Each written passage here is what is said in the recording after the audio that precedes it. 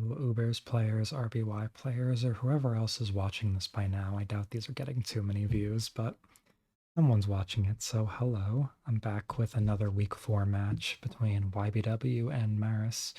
This will be interesting. I think playstyle-wise, they're both pretty aggressive players, although definitely YBW more prone to run like these Amnesia 2 attacks recover sets with Mewtwo that don't include Blizzard, so kind of like a tempering of the aggression in that way, but they both are more willing to run like aggressive boom spams or physical offense or what have you.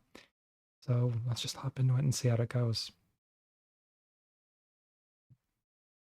Game 1, Jinx lead off from YBW versus Mewtwo. Maris could have just pulled a trigger and boom, and there it is. I don't always love that. I'd rather like run Fire Blast and go for the crit or miss, knowing you've got like a 50-50 and you take sleep off the table. But she could have like a Jinx in back. Usually you'd leave Mew instead of Mewtwo because Mewtwo is probably a little more valuable. But Egg coming in, Cloyster on YBW side. That suggests, okay, if YBW is doing that, Cloyster is obviously a call out on the Executor, naturally. But Jinx, Cloy, I'm not seeing where the room for an Egg is. We got Mew, Mewtwo. Maybe a physical attacker and a Rhydon, maybe a T-Waver and a Rhydon. I think I'd rather see a T-Waver and a Rhydon, but you can probably get by with T-Wave Mew, T-Wave Mewtwo, and 2 physical attackers here. Maris's team, surprising Chansey, not really the thing I'd expect from her. And let's see, lead to Egg Chance. Suggests like maybe a little more focus on Para and then having a last mon win con, but hard to tell too much just yet. And Blizzard coming in, YBW not trusting to just clamp down the egg because that is a little bit ridiculous of an ask. Mara's probably going to have to pivot around this and threaten with like T-Wave Mew to be able to do anything. I wonder if she's going to start trying to make some reads and like go back to Chansey after staying in once to try to get sleep here. Like Chansey or Egg on this turn would be really cool. Okay, Psychic from Mew. Suggest to me Psychic, T-Wave, Boom, and Soft Boiled. Pretty typical support Mew that I think Ghastly's popularized. I use it, Maris uses it. Like, all three of us have kind of similar thought processes on the tier, although we definitely have our differences on certain things. But I would expect something like that at this point. Definitely going to get out to Egg, take the T-Wave with Egg, and now get Sleep, assuming it lands, which hopefully it does. I hate seeing these games where Sleep War is just a bunch of paras and misses. And YBW sacking the Cloyster.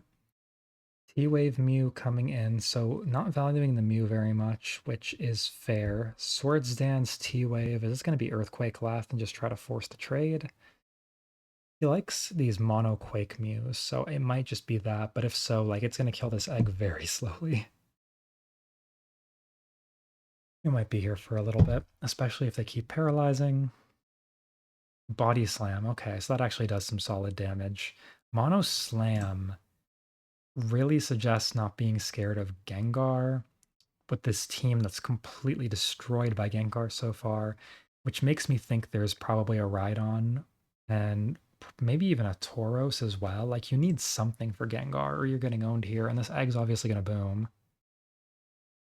And this Mew now in range of a few different things. Also out of range of a few things. Sand Slash. Oh, she brought my fave. I love Sand Slash. I haven't brought it once this tournament. I always look for angles to bring it. I brought it in Indivs, but it's hard in team tours to not feel like you're throwing sometimes. Sand Slash is very cool. It has some big advantages. It's not weak to ground, so it's much more of a ride-on golem switch-in than a lot of mons. Got good physical bulk. It's faster than Eggy, so if you get set up, you can kill it. And of course, it has Swords Dance, which means on some Mew and Mewtwo sets you just set up. Like this Mew is setup fodder for Sandslash if it doesn't get a para, but Sandslash is a cool bring into someone known for a lot of T-Wave Earthquake Mew plus like physical attacker like Rhydon, because Sandslash really farms that. I don't know if this is the situation it's going to farm. You kind of need a lot, but it can. Downside of running Sound Slash is, of course, your immediate damage isn't that high, and you probably don't have Body Slam, which means you don't pressure Mewtwo if it's not parried first, but taking the chance to pressure out the Mew is good. This is a bit scary because you don't want to let Mew come in for free and recover, but I don't think YBW is going to risk that quite so fast. Mono Ice Chansey, probably. Uh-oh. Giving up lots of turns. You have to Psychic here because you can't let the Mew come in, and this could just boom. No boom, just Blizz, no freeze. And Mewtwo gonna come in, and it's gonna take a para. I don't know if YBW knows that this set is definitely gonna have T-Wave, but either way, this is starting to look okay. So Maris thinks that this has T-Wave. That's why she gets out there, preserve the Mew, use a Chansey to spread the T-Waves. But I think knowing YBW, it doesn't, and there's gonna be two attacks. Could be Ice Psychic. It usually is Ice Psychic. Could be Bolt Beam. Could be like Psychic plus T-Bolt.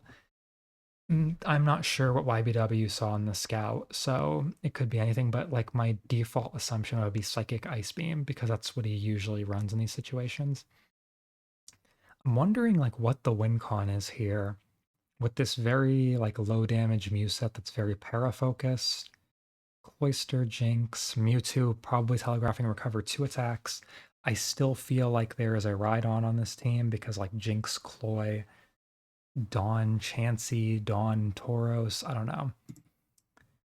We'll see. And T-Wave or Sing or a lot of things could go wrong here, but unlucky for Maris. I think you maybe consider the possibility of just waving there.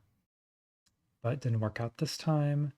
Now Clamp's gonna hit. This is getting scary for Mew very quickly, especially if Mewtwo comes back in, but ultimately this is gonna be a chance for Mew to heal up, and that sucks. Maris choosing to heal her own as well, and trusting, I guess, in Sandslash to keep checking this. Maybe not using it so much as a win con, but it's just gonna come in. Yep, block the T-Wave.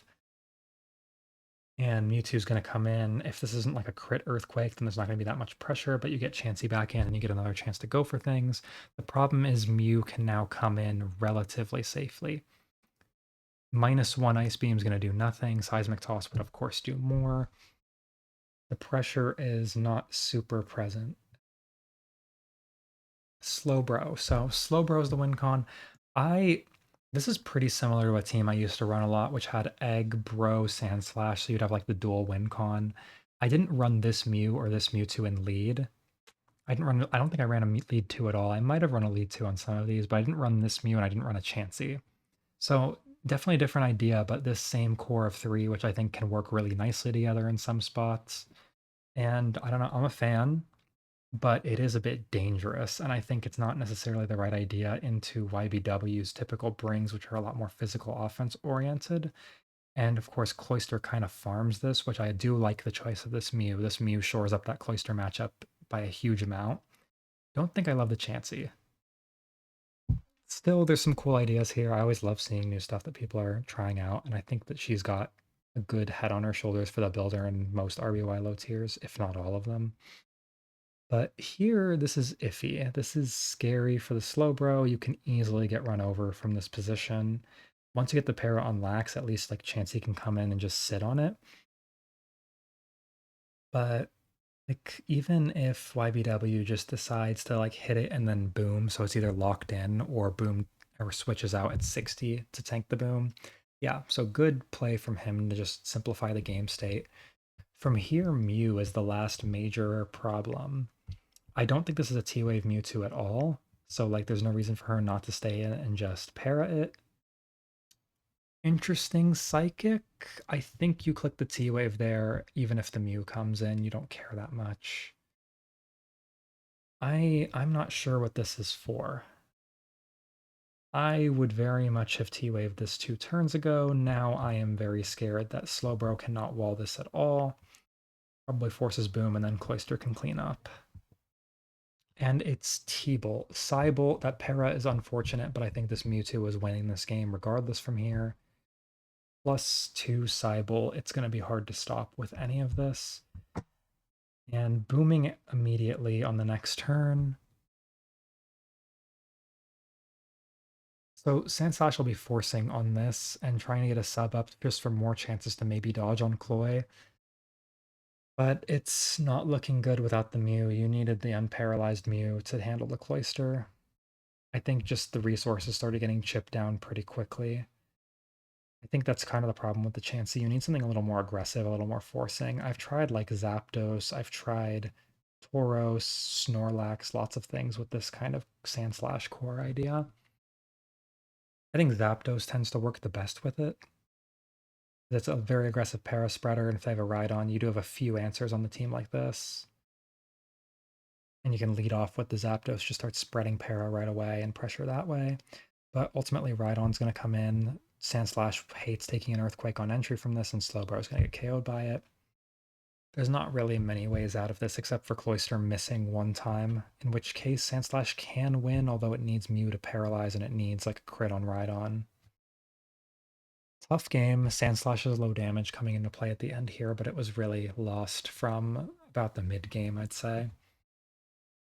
And YBW did in fact have a Rhydon and a physical attacker, so I was right on that. I really don't like doing that without this Mewtwo having T-Wave. I just think there wasn't enough support for it with just one T-Waver on the whole team. I don't know. I think this team is lacking a few things that I would like to see, but especially a T-Waver on a second T-Waver on Mewtwo, or replace this Rhydon with another T-Waver, a Zapdos, anything. Replace the Snorlax with a Tauros would also probably be an upgrade here. I don't know. On Maris's side, I feel like I talked about this team enough, and just you're running Sandslash, you're always getting a little bit risky with that, and I think YBW is not the person to try that into, ultimately, even if I like the idea in general. But let's get to game 2, YBW up by 1. Now, Mewtwo lead from Maris. Into Gengar, I think the Gengar is obviously going to switch, so with Mewtwo, maybe you make a predict. Yeah. So Blizzard is, I've said this a few times, like the safety play, because if you hit the Gengar and it goes for a greedy Hypnosis and misses, it's still in psychic range. Blizzard is the best coverage on whatever is going to come in if you don't want to risk a committal T-Wave into something that you're not sure you want to paralyze instead of sleep. And of course, you have the 10% freeze odds. So Maris going straight to Cloyster here, I think this is way too much of a risk. Even like this is probably T-Wave Amnesia means it probably is like Blizzboom, but it's also YBW who runs a lot of like other stuff, and this could just be Psychic. Could be a lot of things, but it's T-Bolt. It's a bit of a weird set so far for sure. I doubt it's Mono Bolt, but maybe it is, so she goes to Golem. I guess it is Mono Bolt. So another one of these like Cloyster plus Rock Ground ideas, Cloy Golem this time with a lead Mewtwo. I wonder if there's another Chansey back. On YBW's side, if this last move is Boom, it could be Boom, it could be Blizzard, it could be Recovery, and you just try to stall with a Monobolt Mewtwo. So that's interesting. Gar Egg, pretty common pair together, but might suggest something a little Boom spammy into a last Mon win con. And Maris obviously going to go right back to the Mewtwo. It sucks really losing that Cloyster so immediately. And then subbing with Golem only to get forced out because Sleep Powder does go through Substitute. YBW risking a lot with that. Losing a tie now, you could lose the Mewtwo, although it's a 21 to 25 roll in the Blizzard, so Maris actually smartly going for Psychic here to try to get the drop and force the advantage that way. Now, a T-Wave there would have been sick. I would have loved if she T-Waved and called out the switch, but YBW easily could have sacked it. I don't like going back to the Mewtwo. I think she had every reason in the world to like click Blizzard, click Psychic, force the Mew to stay in. Because if the Mew does stay in, right, you force some damage and force that recovery turn so that it's harder for YBW to want to get out. But I think this was just too premature of a switch back, and I think that kind of forfeits a lot of the advantage he gained. Cloyster's scary here, though. This is Psyblizz, so it's not going to immediately take out the Cloyster with a hit. And just trying not to let... Ooh, a Backgar. That's interesting. I like this. Back Gengar might actually be poised to really farm here. Backgar, obviously a really good Cloyster check, can come in a few times and force it out. And depending on if it's Shade or Psychic, that might influence this Mew matchup. But Maris looking for a chance to paralyze this Mew first. Probably last move is Boom. Don't want to use it just yet because you can go to Snorlax against weaker attacks like Earthquake or Body Slam and get a couple hits off. And paralyzing this Cloyster would be amazing if that happens. If not, you still love the chip damage for just helping get it into range. And Gengar going to come in. Don't love the Clamp. I think you have to Blizzard and expect that Gengar is a pretty likely switch in. And now switching Mew hard into it is pretty scary. T-Bolt crit or something would go really far. Nightshade for the more consistent higher damage. And immediately booming. Okay, that's scary. I don't like that. I don't think you need to boom that fast. I think you could have gone hard lax. This Mew is paralyzed and would have to set up again to pose any kind of threat to the lax. Instead, now here, I think you're giving Cloister a lot of leeway to win the game. And that's pretty scary. I wonder if her last is something that will do well into it. Like, this is a boom spam team, so I imagine the last is some win con Pokemon like Slowbro or Articuno. If it is Articuno, then that boom was really terrifying because what are you doing about this Cloister if it doesn't, well, miss and get boomed? That boom makes me think Kuno last. And Mewtwo coming first, so looking to soften things up a little bit more. Mew obviously can't come in, so she's looking at this and seeing a chance to get one more para off before going into her end game. Oh wait, I'm so silly. The Mew was never revealed. Here I was thinking about like this crazy boom, boom, boom, boom into like Kuno or Slowbro last, and I forgot that there wasn't a Mew revealed. So silly me. Going hard Mew there is terrifying to me. I don't know if I get it, but I assume this is like some T-Wavy support Mew that she's just going to sack for some damage. Swords Dancing up. If this is Boom, you definitely click it here. It's probably not Boom. Because YBW was never leaving there. You're always clicking Sleep Powder to force it out. And I don't like staying in on this so much, but I don't know what else you can really do. But once this egg goes down, that's like the last line of defense against losing this game.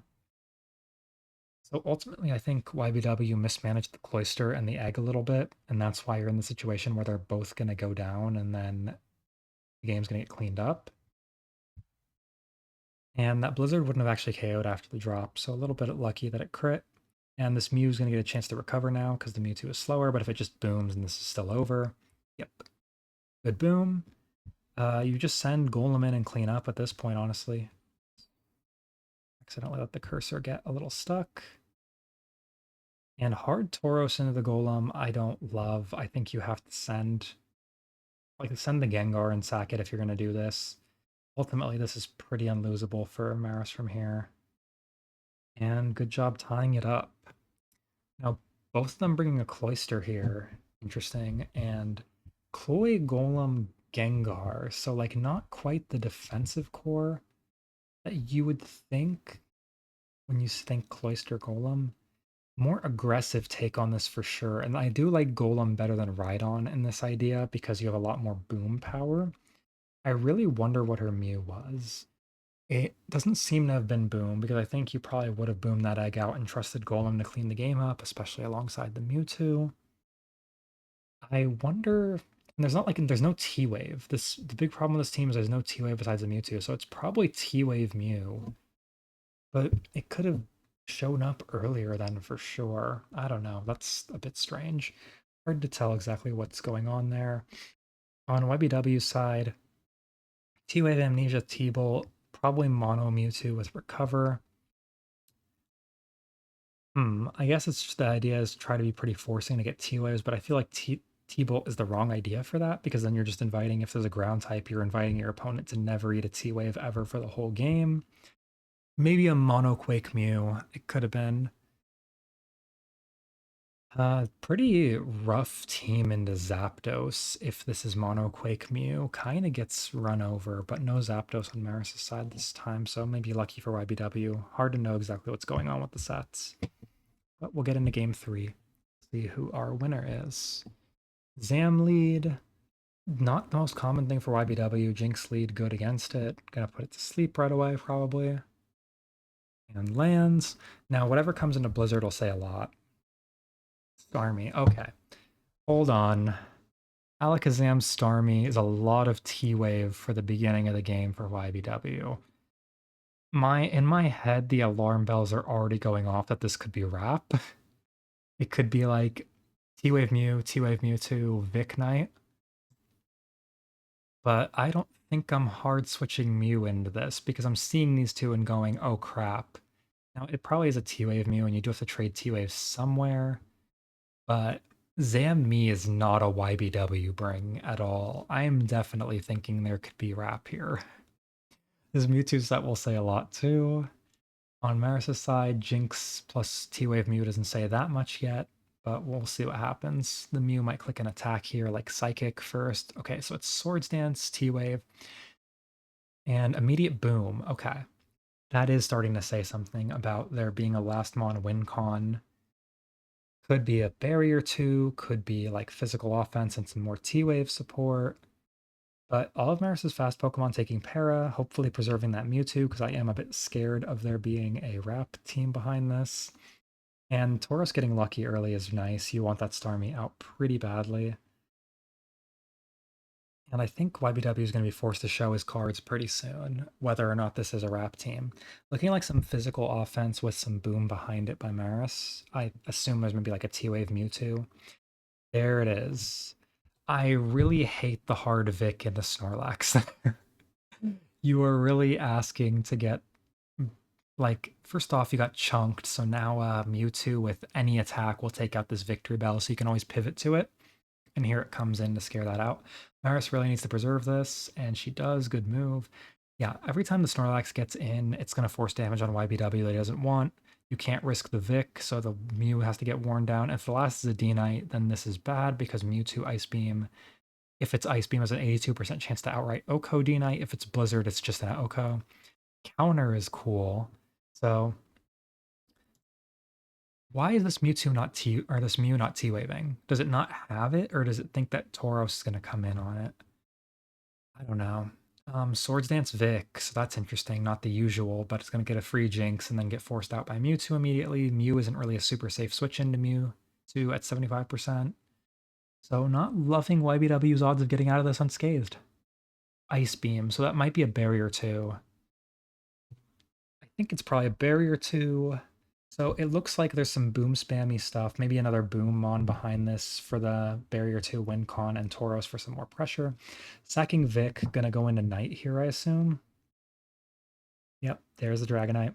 And Maris probably gonna try to rip the boom here. Does not.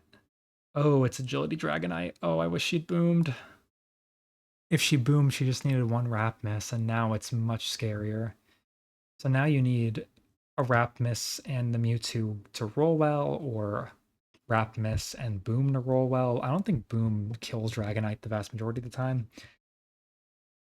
She's going to try to stall out Wraps. I don't know if that's the right play. I think you probably are supposed to go to Mewtwo and just sit there in front of it until it either gets out to Mew or misses.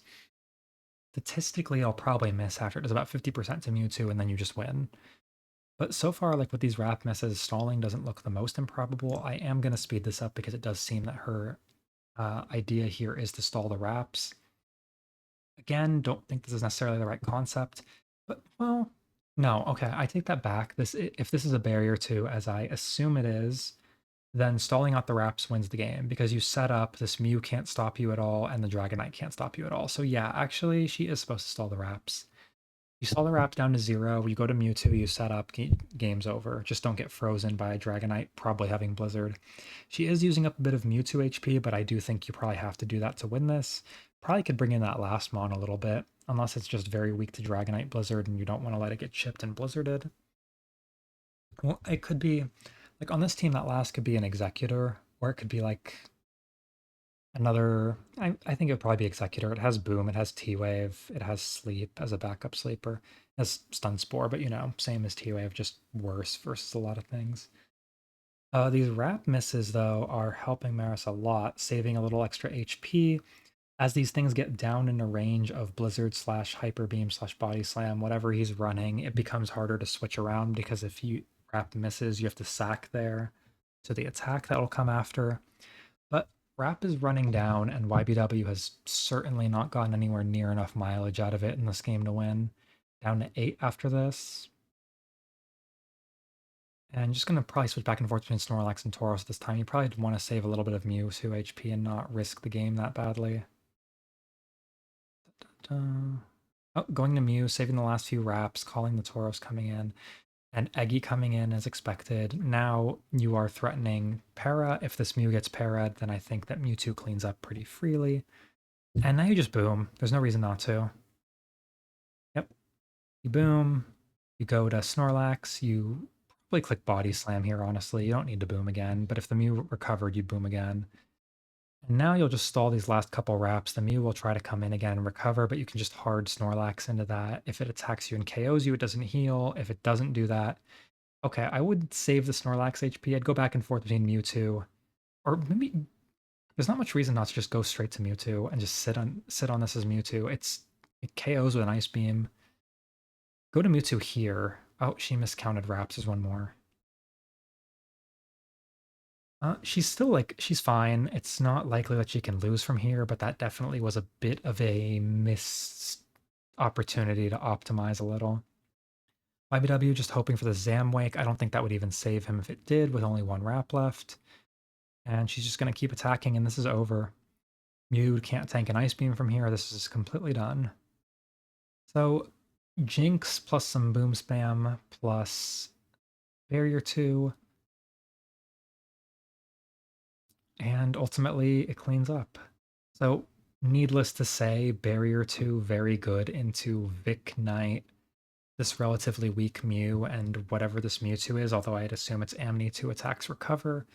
Mewtwo kind of farms this after you just get rid of the Zam and me in the lead. So worked out pretty well for Maris. Not much else to say. I think I might have given her this team for game 3. Don't quote me on that. My memory is not always very good, but this feels familiar, especially the counter lacks there, yeah. But might have just been her own thing, might have been a modification of something I've used, because I definitely used this 6 before. Either way, good bring from her, good play. A couple things with the wrap sequencing I didn't love, but overall she played it well and just forced YBW to run out of resources and won. And it was good that she preserved the Mewtwo. If she let that take Para and went for the barrier setup, she could have lost to some crit wraps that almost happened to me in week 2. So I think she played a safer overall route. And good job, Maris, getting yourself on the board. Doing really well as a sub in over King Bilu. And yeah, that's the end of this one. Let me know what you think, any comments, and I'll see you in the next one.